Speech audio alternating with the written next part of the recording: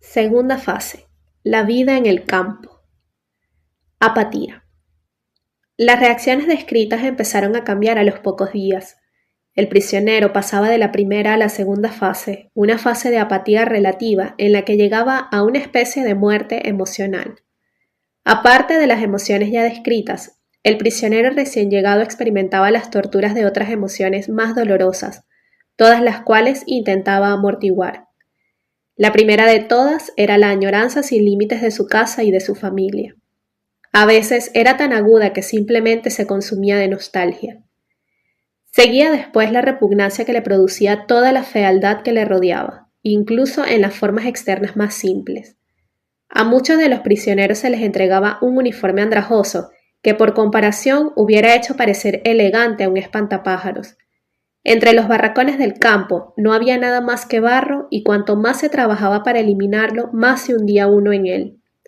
Una de las prácticas favoritas consistía en destacar a un recién llegado en el grupo encargado de limpiar las letrinas y retirar los excrementos.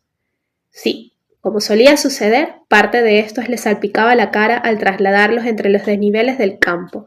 Cualquier signo de asco por parte del prisionero o la intención de quitarse la porquería de la cara merecía cuando menos un latigazo por parte del capo, indignado ante la delicadeza del prisionero. De esta forma se aceleraba la mortificación ante las reacciones normales. Al principio, el prisionero volvía la cabeza ante las marchas de castigo de otros grupos.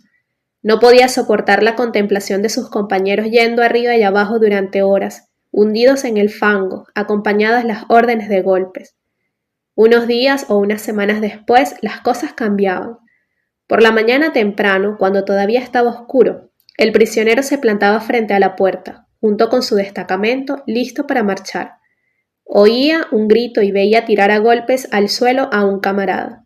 Se volvía a poner de pie y nuevamente le volvían a derribar al suelo. ¿Y todo por qué? Tenía fiebre, pero se había presentado a la enfermería en un momento inoportuno. Le castigaban por tratar de zafarse de sus deberes de esta forma irregular. El prisionero, que se encontraba ya en la segunda fase de sus reacciones psicológicas, no apartaba la vista. Al llegar a ese punto, sus sentimientos se habían embotado y contemplaba impasible tales escenas. Otro ejemplo. Cuando ese mismo prisionero estaba por la tarde esperando ante la enfermería con la esperanza de que le concederían 2 días de trabajo ligeros dentro del campo a causa de sus heridas, o quizás por el edema o la fiebre, observaba impertérrito cómo era arrastrado un muchacho de 12 años para el que no había ya zapatos en el campo, y le habían obligado a estar en posición firme durante horas bajo la nieve o a trabajar a la intemperie con los pies desnudos. Se le habían congelado los dedos y el médico le arrancaba los negros muñones gangrenados con tenazas, uno por uno. Asco, piedad y horror eran emociones que nuestro espectador no podía sentir ya. Los que sufrían, los enfermos, los agonizantes y los muertos eran cosas tan comunes para él tras unas pocas semanas en el campo que no le conmovían en absoluto. Estuve algún tiempo en un barracón cuidando a los enfermos de tifus. Los delirios eran frecuentes, pues casi todos los pacientes estaban agonizando. Apenas acababa de morir uno de ellos y yo contemplaba sin ningún sobresalto emocional la siguiente escena que se repetía una y otra vez con cada fallecimiento. Uno por uno, los prisioneros se acercaban al cuerpo todavía caliente de su compañero. Uno agarraba los restos de las hediondas patatas de la comida del mediodía. Otro decidía que los zapatos de madera del cadáver eran mejores que los suyos y se los cambiaba. Otro hacía lo mismo con el abrigo del muerto y otro se contentaba con agenciarse. Imagínense qué cosa, un trozo de cuerda auténtica. Y todo esto yo lo veía impertérrito, sin conmoverme lo más mínimo.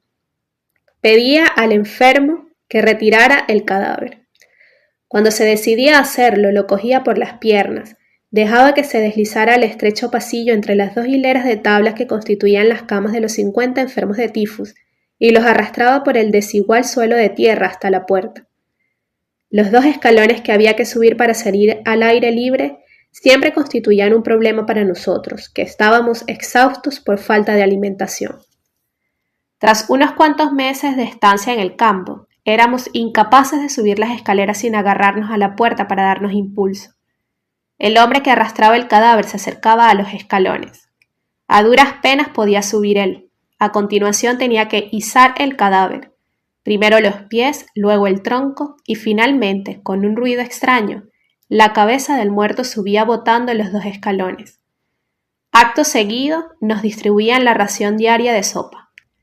Mi sitio estaba en la parte opuesta del barracón, cerca de la pequeña y única ventana, situada casi a ras del suelo. Mientras mis frías manos agarraban la taza de sopa caliente de la que yo sorbía con avidez, miraba por la ventana. El cadáver que acababan de llevarse me estaba mirando con sus ojos vidriosos. Solo 2 horas antes había estado hablando con aquel hombre. Yo seguía sorbiendo mi sopa. Si mi falta de emociones no me hubiera sorprendido desde el punto de vista del interés profesional, ahora no recordaría este incidente. Tal era el escaso sentimiento que en mí despertaba.